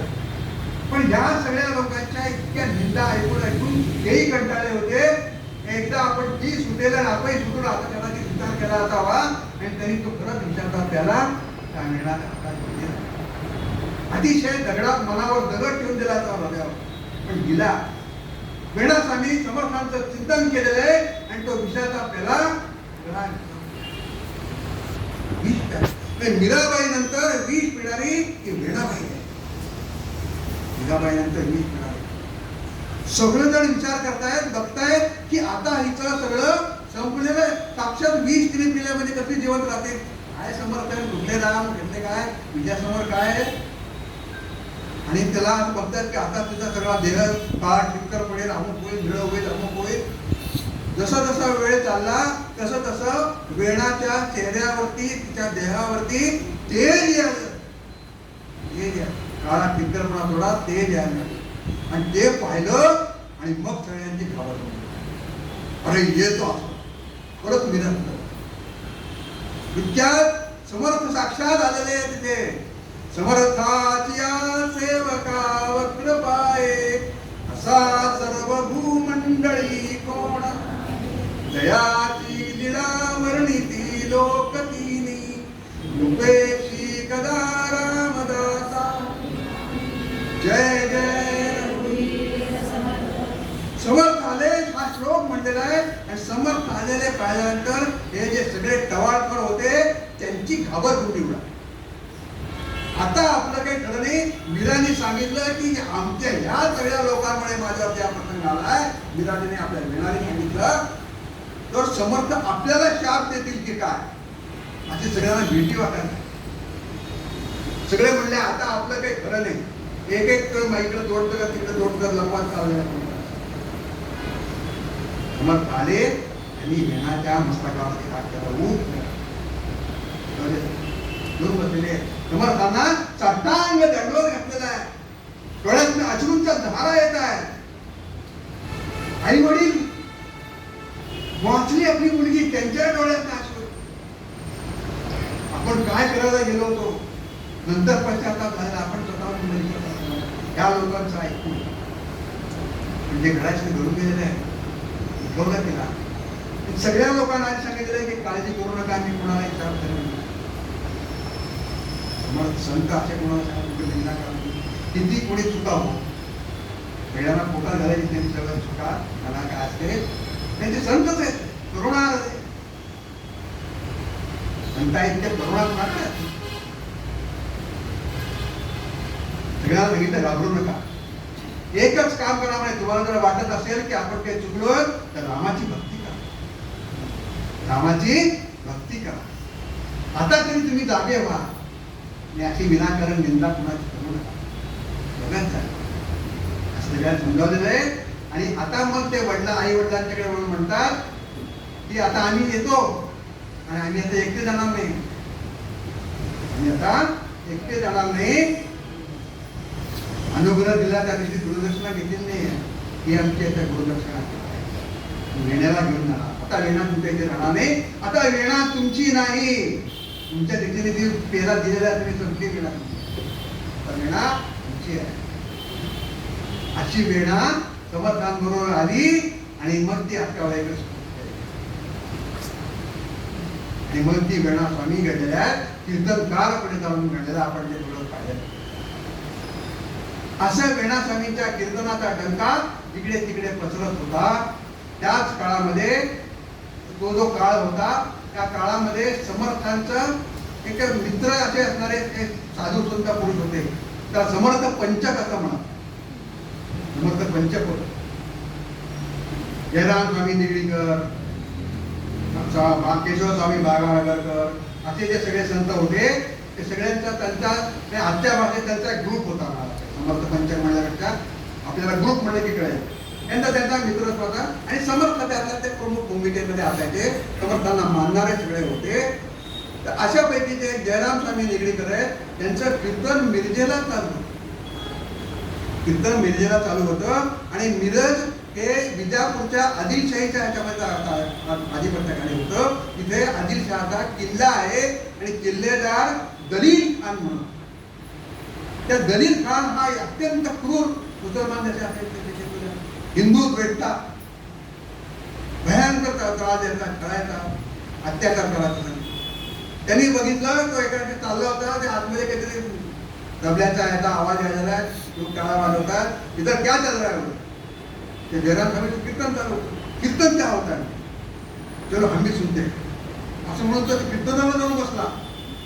कीर्तनाला जाऊन बसला आणि निगडीकर जयराम स्वामी सांगत होते सत्संगाचं महत्त्व सांगत होते. ते म्हणत होते म्हणून बोलताना सांगितलं सत्संग अगदी अल्प काळ जरी घडला तरी तुम्हाला रामाचं दर्शन होतं, भगवंताचं दर्शन. अशा प्रकारचा त्यांचा निरूपणाचा तो भाग होता. आणि मग थोड्या वेळाने हा उठला, झूठ बोल रो. दलील खान उठला आणि म्हणाला कैसा झूठ बोल रहे हो, झूठ बोल करके बताते हो, मैं 15-20 मिनट आधा घंटा से तुम्हारे यहाँ सत्संग सुन रहा हूँ, बताओ मुझे कहाँ राम है, राम का दर्शन कराओ. त्या निगडीकर महाराजांनी कहता कि देखो तुमने कहा है ना सत्संग, तुम्हारा सत्संग मेरा हुआ है, आधा घंटा से तुम्हारा कीर्तन सुन रहा हूँ, कहाँ है तुम्हारा राम, दिखाओ मुझे. नहीं राम दिखाएगा तो मैं तुमको देखेगा. पण त्याने त्याला कैदेत टाकलं. ते सगळ्यात अंदाज सत्संग म्हणजे कसा, जसा सत्संग साधू तसा ऐकणारा पण पाहिजे ना. हे त्याला दलील खालला कोण सांगता. सत्संग हा दोन्ही बाजूने व्हायला पाहिजे. जसा तो सांगणारा सत्पुरुष आहे तसा तो ग्रहण करणारा पण असला पाहिजे, तर तो सत्संग होतो, मग दर्शन होतं. नुसतं साधूने सांगितलं म्हणून दोन मिनिटं सत्संगाच्या तरी गेला तर तुम्हाला दर्शन द्यायला पडत. त्याचं काही ऐकायला तयार नाही, त्याला कैदेत टाकलं. ही बातमी समर्थांना कळाली, त्यांचे ते मित्र आहेत. समर्थांना कळल्यानंतर समर्थ त्यांच्या 15-20-25 शिष्यासह वीणा स्वामीने बरोबर घेतले. वीणा स्वामीचे वेळ त्यांना पण बरोबर घेतले आणि सगळे ते मिरजेला आलेले. त्या मिरजेला आल्यानंतर दलील खानाच्या समोर जाऊन उभारले आणि म्हणाले काय समर्थांना बघितलं खूप करता पाहून. समर्थांचं ते व्यक्तिमत्व बरं झालं. तसे 15-20-25 शिष्य आणले ते बरोबर. समर्थांनी शिष्य वाचत होते. काही शिष्य तर स्वतः पिता घेऊन येणार. वीणा स्वामी पण आहेत बरोबर. त्यांनी सांगितलं कि नहीं वो बोल रहा था कि सत्संग होने के बाद राम दर्शन होता है, मुझे राम दर्शन वो नहीं करा था तो आप कराओ. मुझे राम दर्शन इतना ही है क्या, मैं तुमको राम दर्शन करतो. हा मेरे समर्थाने म्हणजे तू माझ्या मागे ये म्हणून त्या एका बुरुजाच्या जवळ गेलेले किल्ल्याला बुरुज असायचा आणि त्या बुरुजाच्या जवळ अनेक ठिकाणी काय असायचे असे छोटे छोटे मोठे छिद्र असायची, त्यातून ते बाहेर तर पाहता येईल टेहळणी करण्यासाठी. त्या छिद्राच्या एका छिद्राजवळ गेले, समर्थ गेले, दलील खान मागे आहे, सगळे लोक आलेले.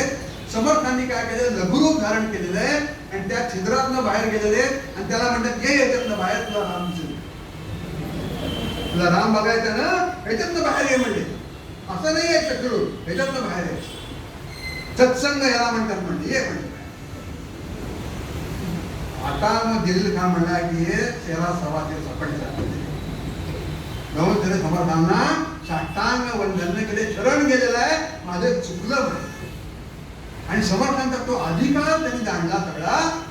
आणि जाणल्यानंतर समर्थांना म्हणाला की आप कहाँ इधर उधर इधर मिरत नहीं रहो, आपको जो कुछ लगता है मैं दूंगा. विजापूरचा सरदार किल्लेदार समर्थांचा शरण गेलेला आहे, तुम्ही इथेच राहा, तुम्हाला मी मठ बांधून देतो, तुम्हाला जमीन देतो, तुम्हाला जे काय सगळं पाहिजे तो इथेच राहा, इथेच राहा. अशी कधी गळ झाला समर्थ म्हटलं हम काय यार, तो फारच आग्रह करायला, तुम्ही एक काम करा म्हणजे बेटा पुढे बोलत, इनका सासर इधर है, ससुरबड़ी इधर है, तुमको जो करना है, इनका जो ससुरबड़ी का घर है उसके आजू बाजू का तुमको जो जमीन देना है दे दो, उधर हम मठ स्थापन करेंगे. तुम कहते हो इसलिए, तुम कहते हो इसलिए जब मठ स्थापन करेंगे. त्यांच्या विरुद्ध पण नव्हतं आणखी की वाडा होता त्या वाड्याच्या आजूबाजूची जमीन सगळी त्या दलील खाननी नाव दिली, तिथे मठ स्थापन झाला. समर्थांनी वेणाबाईला तर मठपती म्हणून मिरजेचा मठ आधी त्या ठिकाणी, मिरजेचा मठ त्या ठिकाणी अजूनही आहे. मठ स्थापन केला, सगळं वेणाबाईला सगळे अधिकार दिले मठापती म्हणून. वेणाबाईला एका बाजूने आनंद आहे आणि दुसऱ्या बाजूने दुःख आहे. विचार वाटतोय दुःख कशा करता आहे. आता समर्थांचं दर्शन वारंवार होणार नाही, जेव्हा केव्हा समर्थ येतील तेव्हा. आता याच भागात राहायचंय, समर्थांपासून दूर जायचं म्हणून ते दुःख आहे. समर्थांनी ते ओळखलेलं आहे. समर्थांनी त्याला काय केलेलं आहे, एक ग्रंथ भेट दाखवत दिलेला आहे आणि तिने मागितले म्हणून नित्य अनुसंधानासाठी स्वतःच्या पायाच्या पादुका दिलेल्या आहेत.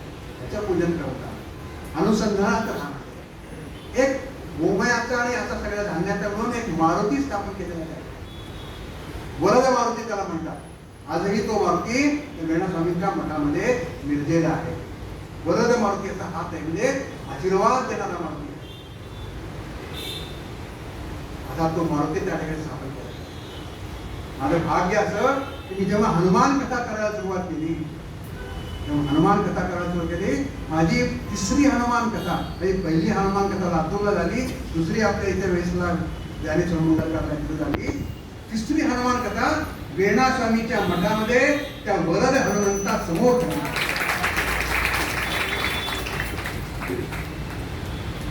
बरोबरच भाग्य. हनुमान कथा करायला लागलो आणि वेणास्वामीच्या त्या मठामध्ये आम्हाला राहून त्या 3-4 दिवस राहिलो, हनुमान कथा केली. हनुमानच्या त्या वरद मारुती समोर केली, वेणास्वामी समोर केली. असे माझ्या अनेक अनुभव हनुमान कथा झाल्या. परवा 26वी कथा जबलपूरला झाली, पुढच्या महिन्यात संभाजीनगर आणि कोल्हापूरला आहे, कोल्हापूरला.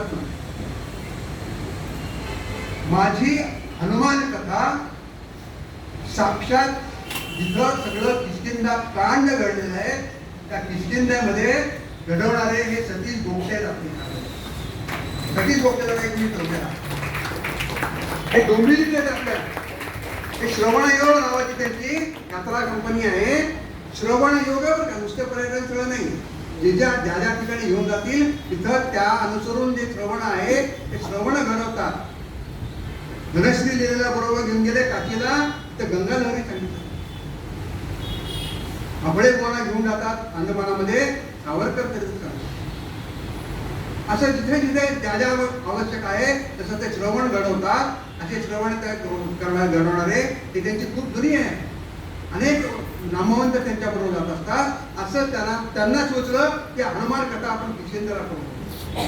मी मागच्या जुलैमध्ये आमची किशेंद्र कथा हनुमान गजरा किशकिंधेमध्ये खूप सुंदर रीतीने पार पडतो.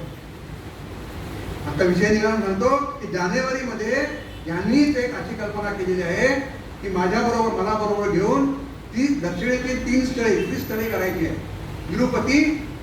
तिरुपती बालाजी, त्यानंतर कांची कामकोटी आणि पॉंडेचेरी. तिरुपतीला मी विष्णू सहस्त्र नाम सांगणार आहे, कांची कामकोटीला शंकराचार्यांचे चरित्र सांगणार आहे आणि पॉंडेचेरीला मी अरविंदांचे चरित्र सांगणार आहे. क्रांतिकारक अरविंद ते योगी अरविंद हा प्रवास कसा घडला याची सगळी कथा सांगणार आहे. याच्या सगळी पत्रकार ज्या माहिती आहेत ते घेऊन आलेले, नंतर त्यांना त्यांच्याकडे भेटला तर ते गोष्ट तुम्हाला सगळी मिळतील. वेणा स्वामीचा मठ त्या ठिकाणी काय केलेला आहे, स्थापन झालेला आहे. आणि मग समर्थांनी 5-10 दिवस राहून त्या ठिकाणून ते निघालेले आहे. हा दलील खान हा एवढा एकनिष्ठ झाल्यानंतरच्या काळामध्ये ह्या वेणा स्वामीची समर्थ संप्रदायाची की बाकी सगळं त्याचं जे क्रौर्य कर्म होतं ते सगळं निष्ठ झालेलं आहे. संतांच्या सहवासामध्ये असा बदल हेही लक्षात ठेवण्यात आलं. असा संतांच्या सहवासात झालेला बदल त्या दलील खानामध्ये स्पष्ट दिसत होता. वेणा स्वामींनी आपल्या कर्तृत्वाने तो मिरदेचा मठ एवढा महान केलेला आहे, मोठा केलेला आहे, एक केंद्र बनवलेलं आहे, आध्यात्मिक केंद्र अशा प्रकारचं तिथलं जवळपासच्या सगळे लोकांच्या आसपासचे सगळे जो काय गाव आहे ते मिरज हे एक महत्वाचं केंद्र म्हणून गेलं. आध्यात्मिक धार्मिक सगळ्या ऍक्टिव्हिटीज चालायच्या. वेणा स्वामींनी पुढे चालून ग्रंथरचना केलेली. किती त्यांचा अधिकार मोठा आहे. ग्रंथरचनेमध्ये त्यांनी सीता स्वयंवर नावाचा ग्रंथ लिहिलेला आहे. तो सीता स्वयंवर नावाचा ग्रंथ एवढा प्रसिद्ध झालेला आहे की विवाहाच्या ठिकाणी एखाद्या वेळेला त्या काळामध्ये सीता स्वयंवराचं पारायण केलं जाईल. ज्यांची लग्न जमत नाही त्यांनी सीता स्वयंवराचं पारायण करावं, त्यांचं लग्न जमेल अशी त्याचा प्रकार इतकी प्रसिद्ध झाली. वेणा स्वामींनी लिहिलेला सीता 7 प्रकारची रामायणे लिहिलेली आहेत त्यांनी. 7 प्रकारची रामायण, अनेक अभंग रचना केलेल्या आहेत. रामायणामध्ये मंगल रामायण आहे, छांदो रामायण आहे, संकेत रामायण आहे, लवकुश रामायण आहे, सुंदर रामायण आहे, शब्द रामायण आहे, भाषा रामायण आहे. 7 प्रकारची रामायणे लिहिलेली आहेत. कर्तृत्ववान त्याची सगळी वेणा झालेली आहे. बघा अनेक प्रकारचे अभंग. आता जो अभंग पहिल्यांदा म्हणला हा वेणा स्वामीचा अभंग, बंध विमोचन. अशा प्रकारे त्यांच्या संप्रदायाचं काम इतकं त्या वाढवत गेलेला. त्यांचे शिष्य त्यांनी एक बाह्याबाई नावाचे शिष्य तयार केलेला आहे. ते पुढे जाऊन वेणा मिरजेच्या मठामध्ये झाले. त्या बाह्याबाईचे शिष्य हे समर्थांच्या बरोबर राहिलेले आहेत. बाह्याबाईचे गिरधर स्वामी म्हणून, त्या गिरधर स्वामींनी समर्थांच्या बरोबर 10 वर्ष राहिलेले. शिष्याचे प्रतिष्ठाचे शिष्य. आणि त्यांनी समर्थ प्रताप नावाचा ग्रंथ लिहिला. समर्थांना बरोबर राहून तो जो ग्रंथ लिहिलेला आहे तो ग्रंथ लिहिलेला आहे. ते ज्याला अधिकृत म्हणता येईल अशा प्रकारचा ग्रंथ समर्थ प्रताप लिहिलेला आहे. असा त्या समर्थ वेणा स्वामींचे शिष्य परिवार एवढा वाढला की त्यांचे उत्तरे शिष्य निर्माण झाले. कुठे मिरज, कुठे उत्तर भारत, इतका त्यांनी संप्रदाय वाढलेला आहे. तिथपर्यंत त्यांचे शिष्य परिवार गेले. असं सगळं संप्रदायाचं महत्व वाढवलं, सगळं संप्रदाय वाढवला. आणि मग एके दिवशी समर्थ आलेले प्रत्यक्ष पुण्याला मठामध्ये असं चाललंय बघायला. संध्याकाळची वेळ होती, उपासना चालू होती. समर्थ मठाच्या दारात उभे राहिले, जय जय रघुवीर. आणि ते समर्थ आले पाहिल्यानंतर वेणा स्वामींच्या इशाऱ्याने कुणीतरी एका शिष्याने देवघरात ठेवलेला तांब्या पाण्याचा पाय धुवायला म्हणून दिला. समर्थ त्या शिष्याला म्हणाले, तुला काय कळतं काय? देवाचं पाणी आणलं तू पाय धुवायला इकडे? देवाचं पाणी आणलं का? त्याला प्रश्न पडला शिष्याला, मला तर एवढा माहिती सांगितलं. वेणाबाई म्हणाल्या, महाराज सद्गुरू स्वामी हे तुम्हीच आम्हाला शिकवलेलं आहे. सद्गुरू हा देवापेक्षा मोठा आहे. देवाच्या पूजेचं पाणी सद्गुरूच्या पूजेला पाय धुवायला वापरलं म्हणून काही बिघडत नाही. सद्गुरू हा सगळ्यांच्या पुढे आहे, बरे आहे. देवापेक्षाही मोठा सद्गुरू असतो. तुम्हीच चिपळा झालेला आहे असं ते बघितल्याचं समर्थ असते. कसं चाललंय म्हटलं सगळं सांगितलं. तर तिथून निघताना वेणाबाईंनी अशी परवानगी मागितली की आता मला असं वाटतं की मी दर रामनवमीला चाफळला यायचंय, परवानगी तेवढी द्यावी मला. सगळं काळे वाढल्यानंतर मुलगा म्हणजे ऐकत नाही, येत जातो इकडं. आता मठाची काही काळजी नाही, ते बाह्याबाई बघतील. आणि मग एके दिवशी एका रामनवमीला ते आलेले आहेत. रामनवमीचा उत्सव पार पडलेला आहे सगळा. आणि तो रामनवमीचा उत्सव पार पडल्यानंतर समर्थांना वीणाबाई म्हणतात की आता माहेरी पाठवा, आता माहेरी पाठवा. समर्थ म्हणतात आपण वेळ आहे. त्या तोपर्यंतच्या काळामध्ये समर्थ सज्जनगडावर राहायला गेलेले, सज्जनगडावर राहायला गेलेले. पण त्या रामनवमीचा उत्सव झाल्यानंतर सगळे सज्जनगडाला गेले. अक्काबाई पण सज्जनगडाला गेलेले आहेत, वीणाबाई पण गेलेले आहेत. आणि सगळं सज्जनगडावर सगळ्यांना निवास आलेला आहे. सज्जनगडाला गेल्यानंतर वीणाबाईंनी समर्थांची एक सेवा वाढून घेतली की मी त्यांना जेवायला वाढायचं काम करतो. दुपारच्या वेळेला जो भोजन वाढायचं असतं ते मी त्यांना काम करतो, ते काम, ती सेवा मला द्या. अक्का तिथेच अक्काबाई प्रमुख होत्या. त्या दोघी आता म्हणजे त्यांचं पूर्वापार जे संबंध निर्माण झालं ते समर्थांचं वैशिष्ट्य असं की ते कधी असं ह्याच्यावर सगळ्यांमध्ये बसून जेवायचे नाही, आपल्या खोलीमध्येच जेवायचे. आणि एकदा वाढलेलं जे काय असेल तेवढंच, जे काय तुम्हाला वाढायचे ते एकदा वाढा, पुन्हा वाढायला यायचं नाही, कोणी आतमध्ये यायचं नाही जेवता. आता त्यांनी काय केलं होता, दंडक त्यांचा होता. एकदा तुम्ही ते ताट घेऊन गेलं की दरवाजातला आतून पिढी लागायची आणि मग समर्थांचं जेवण बंद दरवाजा, म्हणजे एकट्याने ते जेवण. आता ही सेवा त्यांनी घेतली. एक दिवशी ताट वाढून घेऊन गेली. सगळं ठरल्याप्रमाणे काय बघितलं, सगळं आठवून बघितलं काय राहिलं, कारण बरोबर सगळं वाढलंय बरं का. ताट गेली, ठेवलेले समर्थ बसलेले होते. ताट ठेवलं, समर्थांना म्हणलं तुम्ही घेऊन घ्या, मी जाते बाहेर.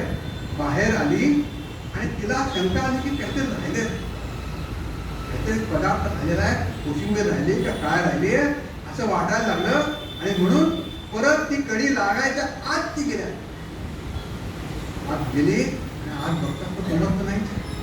तिथं साक्षात मारुती जेवत होते, मारुतीराय जेवत होते. तिला मारुतीचं त्या वीणा स्वामीचं भाग्य असं की साक्षात मारुतीरायांचं दर्शन झालेले. पण ते मारुतीरायांचं रूप बघितलं, तिला एकदम कळायला काय झालं ते, ती भोवळ येऊन पडली. कुणी तर तिला उचलून दिलं. कुणी कशा करता आज जाऊ नका असं समर्थ सांगायचं. त्याचं कारण हे होतं की मारुतीराय आणि ते मिळून जेवायचे. वीणा स्वामीचं भाग्य असं म्हणजे माहेरी पाठवा म्हणायच्या आधी समर्थांनाच खरी आधी योजना होती की हिला मारुतीरायचं दर्शन झालेलं. अक्का स्वामी परत म्हणते वेडे बघ तुझं भाग्य, मारुतीरायने तुला दर्शन दिलं, काय तुझा अधिकार आहे. नंतर असे काही दिवस गेले. परत समर्थांच्या मागे तुम्हाला कधी मला माहेरी सांगतो म्हणाले. मग एके दिवशी सकाळी वीणाला बोलवून घेतलंय, आज तुझी माहेरी रवानगी आहे, आज तुझी माहेरी रवानगी आहे. आनंद झाला. आपण जे मागत होतो ते मिळणार आहे आज. साक्षात सद्गुरूंच्या सान्निध्यामध्ये आहे. तू आज दुपारचं भोजन झाल्यानंतर कीर्तन संध्याकाळी करायचंय. संध्याकाळचे कीर्तन तुझे सगळ्या सज्जनगडाच्या परिसरामध्ये दौंडी पिटवली गेली की आज वीणा स्वामीचं कीर्तन आहे. दुपारी सकाळी अक्काला सांगितलं की आज काय गोडा धोडाचं तुम्हाला करायचं ते करा, वीणाला जीव घाला छानपैकी. आज ती माहेरी जाणार आहे, अक्काला माहित आहे.